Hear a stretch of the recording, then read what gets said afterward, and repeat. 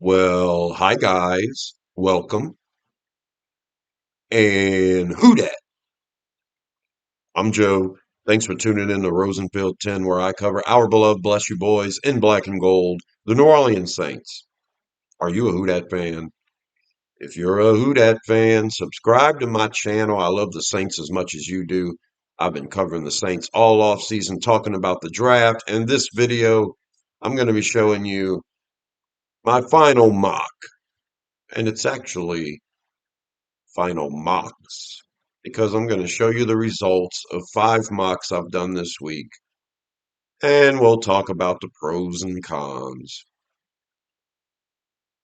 I mean, the draft is in a couple of days, and I've done so many of these mocks that it feels like you almost have to try to screw up to make any of them, really bad. Our front office is capable of doing it. I've been capable of doing it a few times myself, but this team has so many needs that, you almost have to just take the bad with the good sometimes. We had such a good draft last year.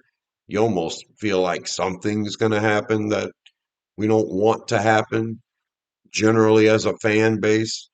Specifically for me, I don't want to trade up in the first round for sure. I- I'm I'm contemplating trading up from those late fourth round picks to try to get another really good pick out of this class. This class is, and here's the draft picks. We have 8 picks, but only 3 of them are any good. And we've got this span of 2 4s and 2 5s, and then a 6. It's like a 56 spot difference between 132 and 58, 132 and 190. So we get like that's 5 picks in 58 spots. That sounds great. 5 picks and 58 spots. If it happened at the top of the draft, not this crap. In my opinion, we've got 3 good picks and that's it.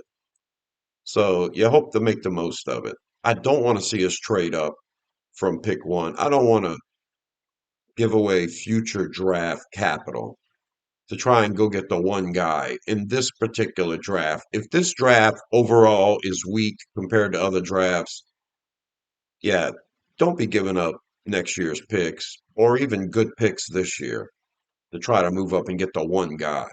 I mean, I think you get yourself, the first 5 picks here, you should get yourself 2 or 3 guys that are going to help this team. Let's see if our front office will be smart about it. Let's look at the first mock, and in none of these mocks I did trades, so I'm just going to pull up the final results and we'll talk about what happened. Typically, what I want to do and what I want to see the Saints do is to address our 3 biggest needs, which would be wide receiver, nickel cornerback, and edge rusher. I want to see those 3 spots preferably addressed early. Those are the 3 biggest needs. The draft will provide at those positions, and you can strategically make it happen in the first 3 picks of the draft. You don't have to do it. Best available player might not fit in those positions of need, but wide receiver should be taken in this draft. An edge rusher should be taken in this draft. And yeah, I think a defensive back that can play nickel should be taken in this draft. And you hit on all 3 of those at any point in the draft, and I think you're doing the best thing for the Saints. You're addressing the top 3 needs, and you're using your draft capital, you're using your draft picks to do it. So let's look at the first mock that I'm going to show. In this one, I took Jordan Tyson with the first overall pick, wide receiver out of Arizona State. It's not a pick I'd want to do. I'd probably trade down from that guy, but he was there. The talk is that the Saints are interested. It's a likely pick at the 8th selection now. So I figured let's do a mock where we actually take this guy and let's see what I can work with after that. In the second round, I was going to go edge rusher, and lo and behold, TJ Parker from out of Clemson fell into the second round where I was able to take him at 42. That's because other teams grabbed other players. Cassius Howell was gone. Zion Young was gone. Malachi Lawrence was gone. So edge rushers were prioritized. And one of them, I'm hoping, falls through the cracks to our pick in the second round. In this particular draft, it was TJ Parker.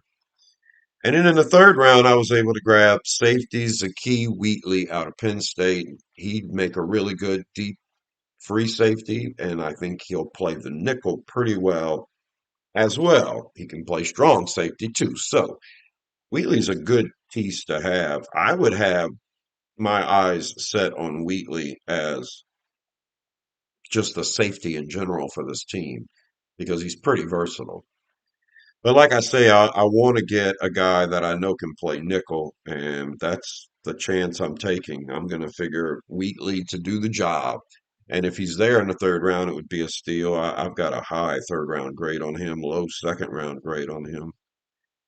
With the two fourth round picks, and now that I've met my top three needs, it's all a matter of what the draft provides after that. With my first fourth round pick, I grabbed the defensive tackle Darrell Jackson Jr. out of Florida State.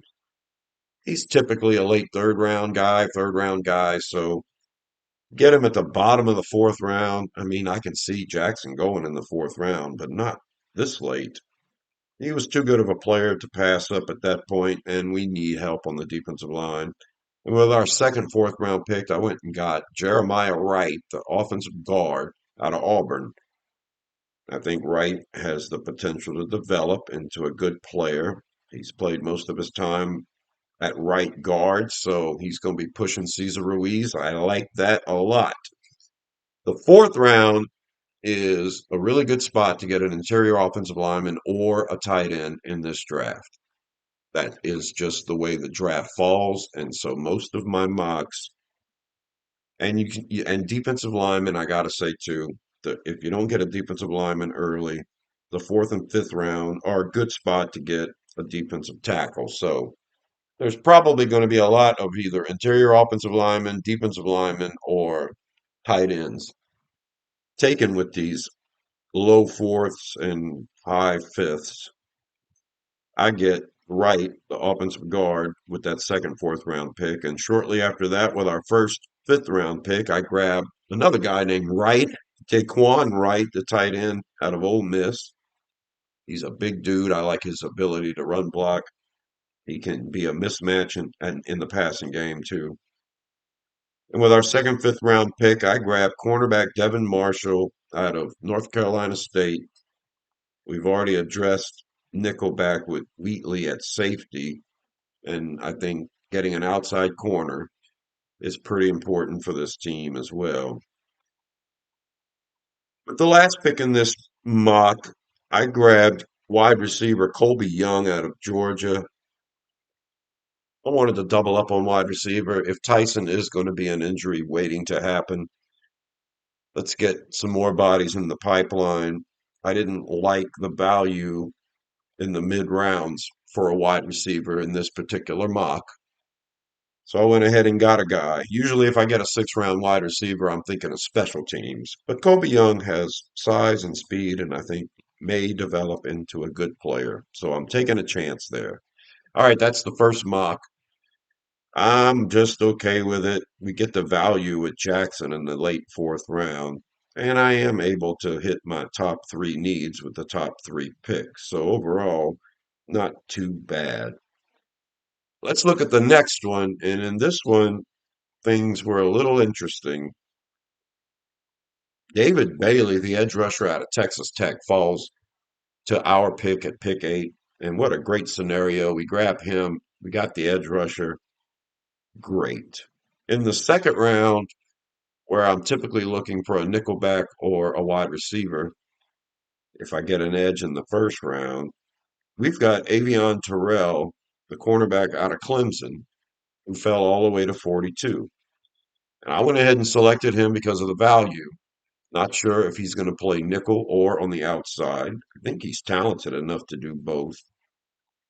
But yeah, he had an injury during workouts, which is a horrible thing for a prospect to have to go through. So, that may push him into the second round. His talent level's pretty good. And in the third round, instead of getting a wide receiver, I went with value again because AJ Halsey, I have a late second round grade on, and there he is sitting there. So all of a sudden, I've got two guys who could potentially play the star role in Terrell and Halsey. And if one does it and the other one has to be relegated to another position, that's fine. I like Halsey as a strong safety. I like Terrell as an outside cornerback. So it was weird, but it kind of works out for me. It's high value with all three of the picks so far, but I'm still needing a wide receiver, and I'm able to grab one. Like I said, wide receivers deep in this draft. With our first fourth round pick, I grabbed wide receiver Jacoby Lane out of USC. Big, tall dude. And one of my favorites in this with the second, fourth round pick, tight end Sam Roush out of Stanford. Yeah, Roush is my favorite tight end. I try to grab other tight ends besides him, but I've already said in another video, my bold prediction video, that I think Roush is going to be a second round pick. So to get him in the third round would be a value for me. I just don't see him lasting this long into the one of the last fourth round picks. There's no way I'm to pass him up, even though I mock him to the Saints constantly. I had to grab him. Another guy I love is defensive tackle Chris McClellan out of Missouri. That is such a weird name to say. McClellan out of Missouri. He's got the measurables that you can work with. And if you can get a guy like that in the fourth or fifth round, you're taking a chance. He needs a lot of work, but he's got the physical tools to get it all done. And he looks really good at times. So that's a project in the fifth round that has a whole bunch of upside. With our second, fifth round pick, I grabbed running back Katron Allen out of Penn State. I really like Katron Allen as a guy. Not so determined to grab a running back in this draft. That's not something in my plans. We have a full running back room right now. It would have to be, pretty good value for me to pull the trigger on a running back. And to grab somebody like Mike Washington with the third round pick, even though that might seem like a value, man, those top picks are so valuable. The only top pick I would use on a running back would be the first round pick on Jeremiah Love, actually. And after that, I'm not touching running back until fourth or fifth round. If the value's there and Allen's great at the bottom of the fifth round pick. And then in the sixth round, I was able to get Jeremiah Wright, the offensive guard out of Auburn again. Grabbed him in the late fourth round with that first mock I showed you. And he's still there in the sixth round. In this mock, I may have reached a little in that first one. Getting Wright in the sixth round just seems ridiculous. In reality, I'm pretty sure Wright's going to be a very early day three pick. All right, let's pull up another mock and let's see what happened in this one. In this one, Caleb Downs, the safety out of Ohio State, is there at pick 8, and it's a great pick for the Saints. He's one of those can't miss prospects, in my opinion. One of my top 2 rated guys. Safeties frowned upon early in the draft, but at pick 8 with this particular player, especially with our need at slot slash star, yeah, Downs is a great player to get. And then I came into that situation in the second round where all of my ideal edge rushers were gone. But man, a really good cornerback in Colton Hood out of Tennessee is sitting there. I think he would factor in as an outside corner very heavily in the rotation. He could be fighting for a starting job. So getting Hood is a really good value to me here. I miss out on the edge rusher early. And that's something I think the Saints are going to have to do. They're going to have to get an edge rusher early. They're going to have to get one in the first or second round. Otherwise, man, you're taking a chance. You're hoping for a guy to develop. And if Carl Granderson plays great, and I'm assuming he will, then maybe it'll be okay if we just get a rotational piece. Nobody that's really pushing for, a lot of playing time. That and getting Cam Jordan back on the team would be nice. But yeah, I'm not going to reach for an edge rusher like Derek Moore in the second round when I can get Colton Hood, the cornerback. So I went and made that move. In the third round, wide receiver Jeremy Bernard's still there. He's a great player to get. I think he would make a nice piece on this team. He would be probably a third receiver or fourth receiver, but he's a can-do guy, can make it happen if you need it. And yeah, I could see him on the field with Olave a lot. Vele has injury issues, so I'm just hoping whichever wide receiver we get has the ability to start a few games if we're down Vele. So I think Bernard is a pretty good player. Kind of liken his talent to Polk. Bernard was clutch in college this year, so we'll see how that works. With the first fourth round pick in this mock, I grabbed tight end Justin Joly out of North Carolina State. And Jolie's a pretty good run blocker, and I think he has a huge upside as a pass catcher. I think he can do it all. And like I said, tight end in the fourth round is really good spot to get a tight end in the fourth round or an interior offensive lineman. And in this draft, I got both of them because with the second, fourth round pick, I grabbed center Jake Slaughter out of Florida. And I really like that. We need a backup center. We could use some depth at tight end. That might be the play in the fourth round for the Saints. And that defensive line, that's something else you can think about in this area. And that's where I get our first fifth round pick going to defensive tackle Xavier Harris out of Ole Miss. He's so tall, being 6'6" or 6'7", he just simply cannot get low enough to have, the leverage down in and down out when needed. You know, he can get low, but he can't get very low being that tall. Now, a plus is he can get his big paws up and slap a bunch of passes down. I've seen some people rank Harris as a top five defensive tackle, people that, get paid to do this job. And I like Harris. I would never say he's in the top five defensive tackles. But I'm going to go ahead and grab a big body, and I'm going to go ahead and grab him because he's still here in the fifth round. And hopefully that 6'7" height doesn't hinder him throughout his pro career because it's hard to get low and have leverage being that tall. And I missed edge rusher early in this draft, but with the second, fifth round pick, I grabbed Mason Riger out of Wisconsin. I love that dude. Watching that dude play is fun, is exciting. I think that he shows so much. He's the kind of guy that's going to flash in preseason big time. We're going to wonder why we're not giving him a chance. And hopefully he learns and develops. And I like him. He's an exciting guy. And in the sixth round, cornerback Charles Demings out of Stephen F. Austin is still there. I just don't believe this is going to happen. I think Demings is getting drafted in day two. He's here in the sixth round, and I'm not passing him up. I already got an outside cornerback in Colton Hood, but all the other positions of need be damned. We're going to have a couple of outside cornerbacks on this team from this draft with Hood and now Demings. He's way too good to pass up in the sixth round. All right, that was another mock. Now I'm going to show you a mock where none of the main positions of need get addressed early. No nickelback, no edge rusher, no wide receiver. This could easily happen in this draft. And the draft could still be a pretty good one, in my opinion. So here's that model right now. With pick 8, the Saints grab cornerback Mansour Delane out of LSU. I see him as an outside cornerback. Just I just don't know if he's gonna be a nickel, if he can do it. I bet he could, but I'm not sure if you want a guy that talented in the star when you can have him on the outside. I'm not sure. I feel like Delane's an outside guy.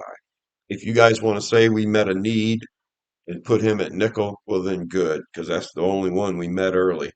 With the second round pick, Jacob, pardon me, Jacob Rodriguez out of Texas Tech is still there, the linebacker extraordinaire who I absolutely love. And you're going to have to get him in the second round. Excuse me. Yeah, linebacker is not a very important position of need, in my opinion. Yeah, we lost Demario Davis, but we've got plenty of bodies at linebacker.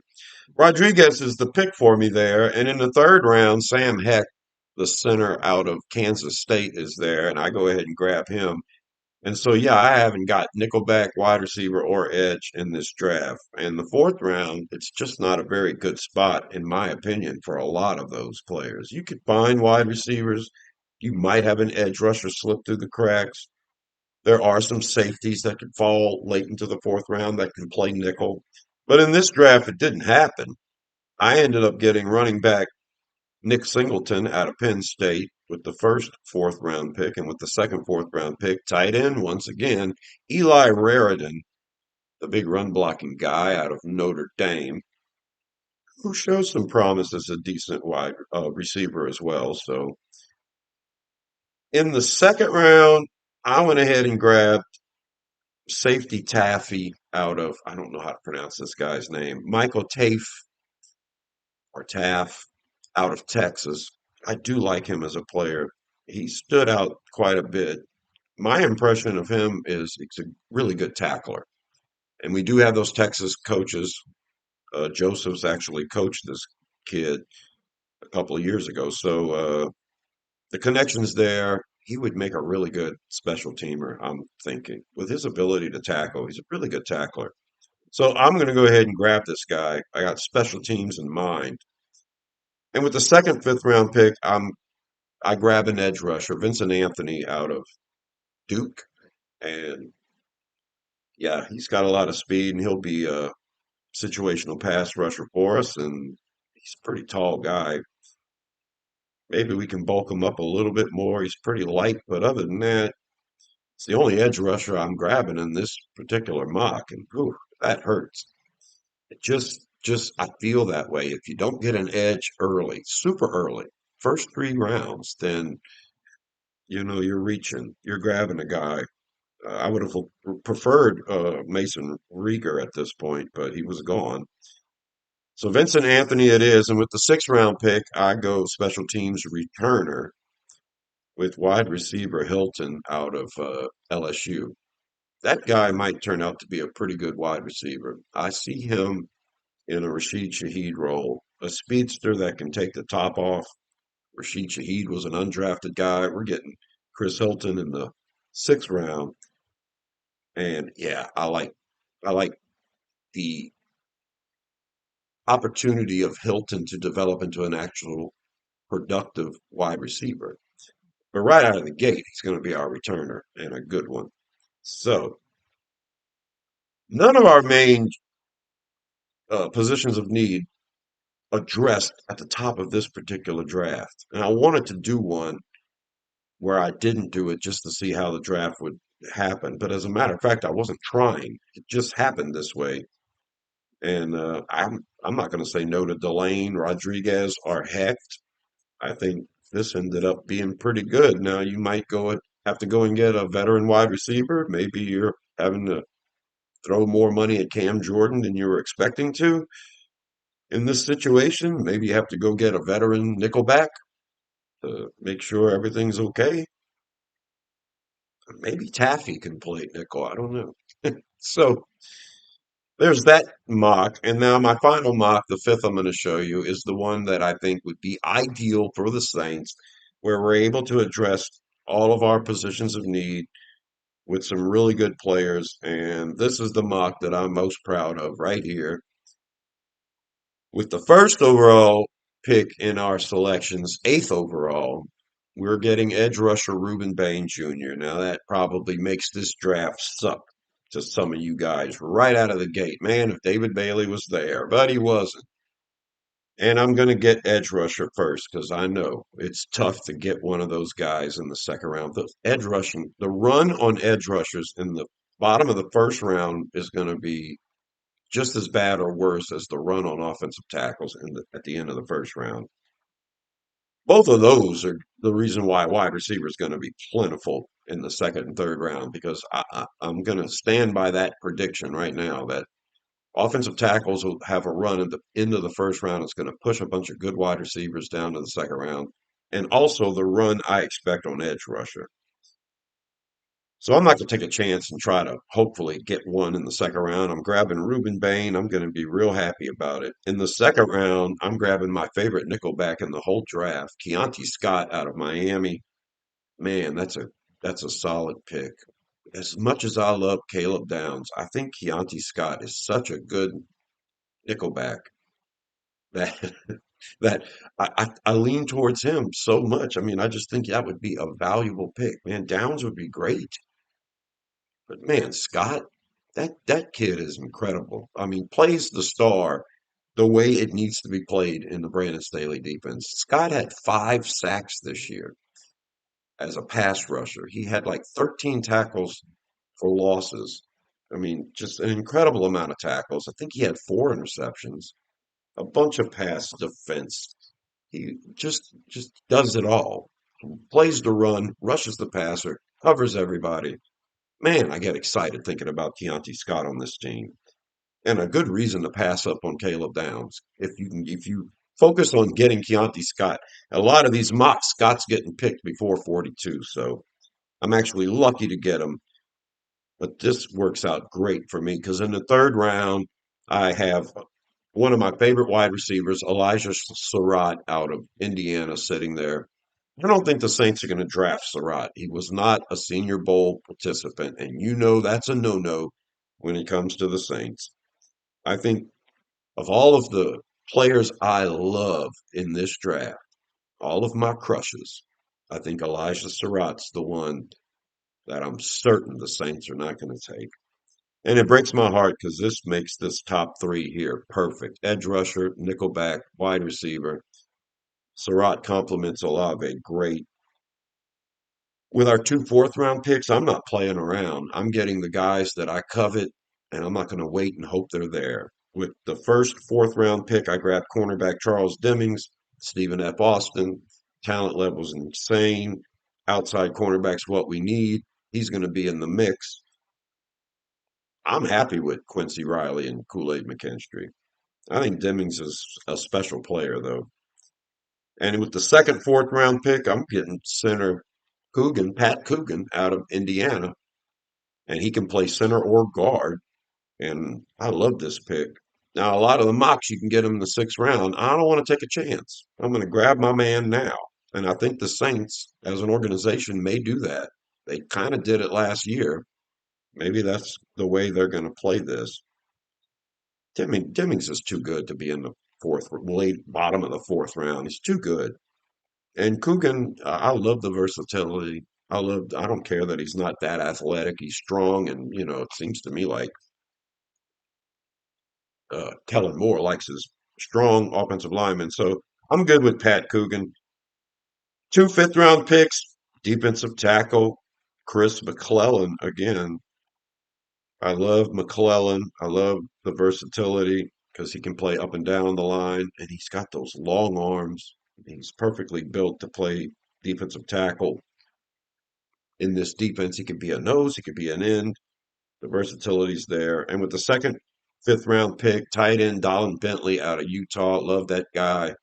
He's one of my late day tight end hopes. And yeah, if I don't grab a tight end in the fourth round, then Bentley's a guy I look for. In the sixth round, I took wide receiver Caden Wetjen out of Iowa. That kid is a return specialist. Averaged 30 yards a kick return this year and averaged 27 yards per punt return this year. He had a kick return for a touchdown. I think he had 3 or 4 punt returns for touchdown. That's the kid to get if you're trying to get a return specialist. So I'm happy Wetjen was there out of Iowa. There you go. That's five mocks. Now, I was going to show you a couple of the ones I did where I did all my crazy trade downs, which the Saints never do, and ended up with, an absurd amount of players. But I'm not going to bore you guys with those things. I do think trading down out of the first round pick is a good idea because I think the second round is full of really good players. And man, if you can get two guys in the second round instead of one, I'd be happy. I think a couple of third rounders would go a long way for this team too. It all depends on how the draft falls. I've shown you my top guys before, and so if certain players are there with pick 8, you just grab them and you're happy about it. I think a guy like Sonny Styles would be a guy to get. Arvell Reese would be a guy to get. I think you don't pass on Jeremiah Love, and I don't think you pass on Caleb Downs. So those are the four I would really be looking at. And then Bain or Bailey would be such a good value at edge rusher in this particular draft class. And after that, if you're down to the wide receivers or Mansour Delane, I think trading down would be a good idea. Pick up some extra picks. I'd be so stoked with a guy like Caden McDonald at defensive tackle with a mid or late first round pick. I'd be so stoked with the guard Ioane out of Penn State with a mid or late first round pick that I wouldn't be crying too much about missing out on the top end of this particular draft. There's four guys I wouldn't pass on, and after that, yeah, yeah, my phone's wide open. Call me anytime. But those are the mocks. Let me know which one you thought was the best. I'm Joe. Subscribe to Rosenfield 10 because we're doing more stuff about the draft. I'm off all week and I'm covering every single round. And until the next one, I'll talk to you later. Who dat?